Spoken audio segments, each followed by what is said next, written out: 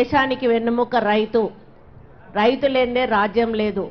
ఈరోజు రైతు 6 గాలాలు కష్టపడి పండించి పంట చేతికొచ్చి ఈరోజు మరి ప్రజల్లోకి మనం బతుకుతున్నామంటే రైతు కష్టపడితేనే ఈరోజు మనం బతుకుతా ఉన్నాము. ఆ రోజు రాజశేఖర్ రెడ్డి గారు ఉన్నప్పుడు మొట్టమొదట రైతు గురించి ఆలోచించినటువంటి ముఖ్యమంత్రిగా ఆయన చరిత్రలో నిలిచిపోయాడు. ఆయన ఎప్పుడు కూడా అనేవాడు, రైతు అనేవాడు ఇలా ఒకరికి దానం చేయాలి కానీ ఇట్లా చేయి జాచి అడగకూడదు అని చెప్పి పదే పదే చెప్పేవాడు. అదే పద్ధతిలో ఆయన ఆ రోజు మనకు ఉచిత కరెంట్ ఇచ్చారు, సబ్సిడీ మీద మనకు విత్తనాలు ఇచ్చారు, మీ అందరికీ కూడా గిట్టుబాటు ధర కల్పించారు. ఈ విధంగా ఆ రోజు రైతులకు ఏమేం కావాలో అన్ని అవకాశాలు కల్పించినటువంటి గొప్ప వ్యక్తి మహనీయుడు ఆ రోజు రాజశేఖర్ రెడ్డి గారు. ఆ తర్వాత వచ్చినటువంటి బీఆర్ఎస్ ప్రభుత్వం రైతులను ఏమాత్రం పట్టించుకోకపోగా ధరణి పేరిట ఒక పోర్టల్ని తీసుకొచ్చి రైతుల నోట్లో మట్టి కొట్టి మరి దాంట్లో కొన్ని లొసుగులు పెట్టి ఆ లొసుగులను వాళ్ళ అవకాశంగా తీసుకొని ఆ భూములు ఏవైతే రైతులు ఉన్నాయో మరి వాళ్ళ మనుషుల పేరు మీద రిజిస్ట్రేషన్ అయ్యేటట్టుగా పాస్ పుస్తకాలు తయారు చేసుకొని ఈరోజు అసలు రైతు పక్కకెళ్ళి ఎవరో బయట వాళ్ళు వచ్చి అనుభవిస్తున్నటువంటి సంఘటనలు కోకొల్లలు. అంతేకాకుండా ఆ రోజు ఇందిరమ్మ ల్యాండ్ సీలింగ్ చట్టాన్ని తెచ్చి ఒక్క భూస్వామికే 100 ఎకరాలు ఉండకూడదు, ఎవరికైతే భూమి లేదో వాళ్ళకు భూమి పంచాలి అని ఒక లక్ష్యంతో ఒక మనిషికి ఇంతే భూమి ఉండాలి, అంతకంటే ఎక్కువ ఉండొద్దు అని ల్యాండ్ సీలింగ్ చట్టాన్ని తెచ్చి ఆ కుటుంబంలో ఉన్న వ్యక్తులకు సరిపోను భూమి వదిలేసి మిగిలిన భూమంతా కూడా తీసుకొని ఆ రోజు మరి దళితులకు పేదలకు పంచినటువంటి ఘనత మరి ఆ రోజు ఇందిరాగాంధీది. మరి ఆ భూములను కూడా ఈ ధరణి పేరిట మన పోయిన గవర్నమెంట్లో వాళ్ళ నాయకుల పేరు మీద మరి రిజిస్ట్రేషన్లు చేసుకొని అది కూడా ప్రజల నుంచి లాక్కోవడం జరిగింది.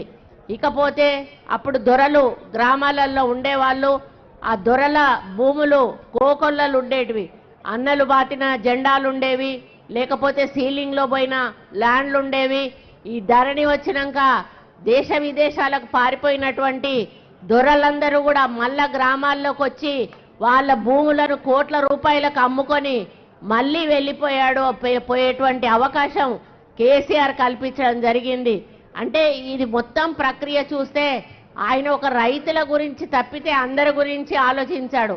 రైతులను మోసం చేయడమే లక్ష్యంగా ధరణి పోర్టల్ని ఆయన ప్రారంభించాడు. దాని తర్వాత రైతుల్లో అంటే ప్రజల్లో గ్రామాల్లో ఎన్ని సమస్యలు మొదలయ్యాయో మీకే తెలుసు. పొద్దున్న లేస్తే రైతు అనేవాడు తనకు కనీసం ఒక గెట్టు కాడ 1 ఇంచు భూమి కదిలినా కూడా బాధపడతాడు. ఆ గెట్టు పంచాయతీ మొదలవుతుంది, నా భూములకు నీ గెట్టు వచ్చింది అని. అటువంటిది ఎకరాల భూములు ఈరోజు మీ నుంచి లాక్కుంటే మీ బాధ ఎలా ఉంటుందో మరి పోయిన ప్రభుత్వానికైతే తెలియలేదు కావచ్చు, కానీ ఈ ప్రభుత్వం ఇందిరమ్మ పాలన చేస్తున్నటువంటి ప్రభుత్వం ఇందిరమ్మ రైతుల గురించి ఆలోచించినటువంటి ఆమె ఆలోచనను ఆసరాగా చేసుకొని రేవంత్ రెడ్డి గారు మన అన్న పొంగులేటి శ్రీనన్న ఇద్దరు కూడా రైతుల ఏడుపు, రైతుల కళ్ళల్లో నీళ్లు రావద్దు, వాళ్ళు కోల్పోయిన భూములన్నీ కూడా వాళ్ళ పేరిట మళ్ళీ రాసియాలి అనేటువంటి ఒక లక్ష్యంతో ఈరోజు భూభారతి చట్టాన్ని తీసుకొచ్చి మీ కళ్ళల్లో నీళ్లు తుడిచేటువంటి ప్రయత్నం చేయడం జరుగుతూ ఉంది. ఇందులో అన్నిటికీ కూడా అవకాశం ఉంది. పోయిన దాంట్లో ఏదైనా అప్లై చేసుకుందామంటే ఎందులో అప్లై చేసుకోవాలో తెలియదు. అప్లై చేసుకున్నప్పుడల్లా 1000 రూపాయలు కట్టాలి. అది మళ్ళీ పోయి ఎంఆర్ఓ దగ్గర అడిగితే ఇది ఈ సెక్షన్ కింద కదా ఆ సెక్షన్ కింద అప్లై చేసుకోవాలంటాడు. మళ్ళా రైతు పోయి మళ్ళీ 1000 రూపాయలు కట్టి మళ్ళీ అప్లై చేసుకుంటాడు. మళ్ళీ పోయే వరకు ఇది కాదు ఇంకోటి అంటారు.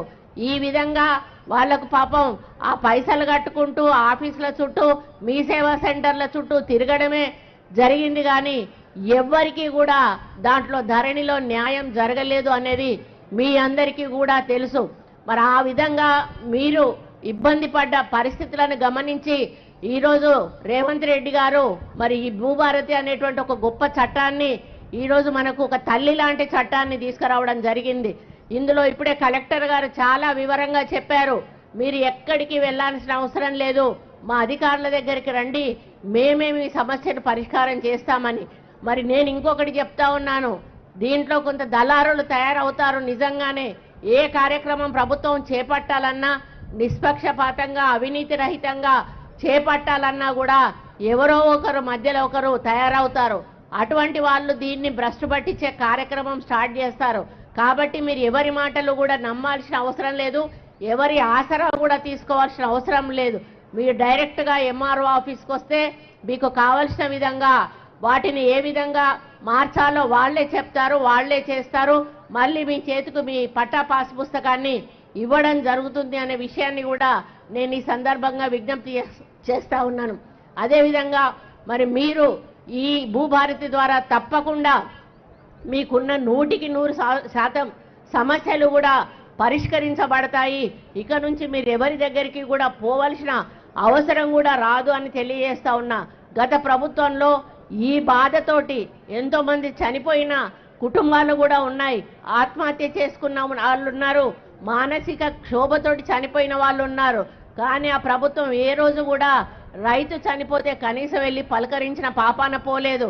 రైతు మరి పంటలు లక్షల ఎకరాల పంటలు మరి అకాల వర్షాలతో కొట్టుకుపోయినా కూడా ₹1 నష్టపరిహారం ఇచ్చిన పాపాన పోలేదు. కానీ ఈరోజు మన ప్రభుత్వం రైతుకు బీమా చేస్తూ ఉంది, పంటకు బీమా చేస్తూ ఉంది, మరి నష్టపరిహారం కూడా ఈరోజు ఇచ్చేటువంటి కార్యక్రమం చేస్తూ ఉంది.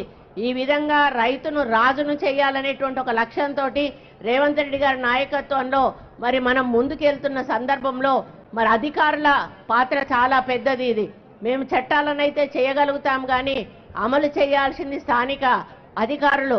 ముఖ్యంగా కలెక్టర్ గారికి నేను ఒకటే చెప్తా ఉన్నా, మీ కింది అధికారులకు మీరు ఒకసారి కూర్చోబెట్టి కౌన్సిలింగ్ చేయాల్సిన అవసరం ఉన్నది. ఎవరిని కూడా వచ్చిన రైతును ఇబ్బంది పెట్టొద్దు, ఎవరి దగ్గర కూడా మరి ఎటువంటి రూపాయి ఆశించొద్దు. మరి నిష్పక్షపాతంగా మరి మీరు అవినీతి రహితంగా ఈ యొక్క కార్యక్రమాన్ని ప్రభుత్వం ప్రతిష్టాత్మకంగా తీసుకుపోయిన కార్యక్రమాన్ని ముందుకు తీసుకుపోవాల్సిన అవసరం ఉంది అని చెప్పాల్సిన అవసరం ఉంది. ఒకవేళ ఏ అధికారి అయినా కూడా చిన్న పొరపాటు చేసిన నిర్మోహమాటంగా ఆ అధికారుల మీద యాక్షన్ తీసుకోవాల్సిన అవసరం ఉందని కూడా వారికి నేను విజ్ఞప్తి చేస్తా ఉన్నాను. కాబట్టి మీ రైతులకు ఒకటే భరోసా ఇస్తా ఉన్నాము, ఈ భూభారతి ద్వారా మీ సమస్యలన్నీ పరిష్కారం కాబడతాయి, మీరు చాలా హ్యాపీగా ఉంటారు. ఇక రాబోయే రోజుల్లో ఎటువంటి పంచాయతీలు కూడా ఉండవు, మీ భూమి మీకు దక్కుతుంది. కాబట్టి ఇటువంటి గొప్ప అవకాశం కల్పించిన మన ముఖ్యమంత్రి గారికి మనం సదా రుణపడి ఉండాలి, మన రెవెన్యూ శాఖ మంత్రి గారికి కూడా మనము రుణపడి ఉండాలి అని తెలియజేస్తూ మరి అన్న చేస్తున్న ఈ కార్యక్రమానికి మనందరం కూడా వెంట నడిచి మరి ఇది సక్సెస్ఫుల్గా ముందుకెళ్లాలని కోరుకోవాలని మీ అందరికీ కూడా విజ్ఞప్తి చేస్తూ ఇక్కడ వచ్చిన రైతులందరికీ కూడా శుభాకాంక్షలు తెలియజేస్తా ఉన్నాను.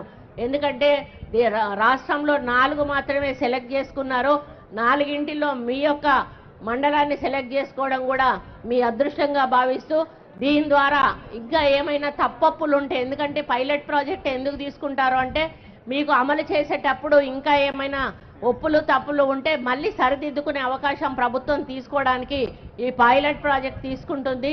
కాబట్టి ఈ పైలట్ ప్రాజెక్ట్ ద్వారా మీకు న్యాయం జరగాలి, రాష్ట్రంలో ఉన్న ప్రతి రైతుకు కూడా న్యాయం జరగాలి అని కోరుకుంటూ మరి ఇప్పుడు మనం ప్రభుత్వం కూడా పంటలకు కూడా బోనస్ ఇవ్వడము మరి అధికంగా మనం లబ్ధి పొందడం జరిగింది. అదేవిధంగా రైతు బంధుతో కూడా ఈరోజు ప్రభుత్వం మిమ్మల్ని ఆదుకోవడం జరిగింది.